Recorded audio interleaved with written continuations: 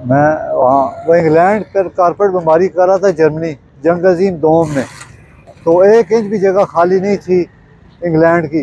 तो चर्चिल से पूछा गया कि अब इंग्लैंड का क्या बनेगा, उससे पूछा गया इंग्लैंड का, उसने कहा कि अदालतें आज़ाद हैं, इंसाफ मिल रहा है। उन्होंने कहा अदालतें आज़ाद हैं, इंसाफ मिल रहा है। फिर उसने कहा कि इंग्लैंड तबाह हो ही नहीं सकता, और इंग्लैंड फिर जंग भी जीत गया। तो मतलब ये कहने का अगर अदालतें आज़ाद हो, इंसाफ मिल रहा हो, तो फिर तो आज़ादी के हकीकी मायने तो यही है ना। चीफ जस्टिस को चाहिए 100 मोटिव, अब क्यों नहीं ले रहे? रात को 12 बजे हो क्या रहा है? पहले जेल शाह को कत्ल किया गया, उसके बाद इनकी पूरी कोशिश है कि कोई लाशें गिरें, पुरअमन ये न रहे, मगर कारकुन फिर भी पुरअमन है। अब देखिए कितने देर, 24 घंटे से ज्यादा हो चुके हैं, ये बना हुआ है, शेलिंग हो रही है और घेरा हुआ है। बार एसोसिएशन ने जब तय कर लिया, इश्तियाक साहब चले गए, खान साहब ने उनको लिख के दे दिया, मेक श्योर कर दिया कि हम 18 तारीख को पेश होंगे।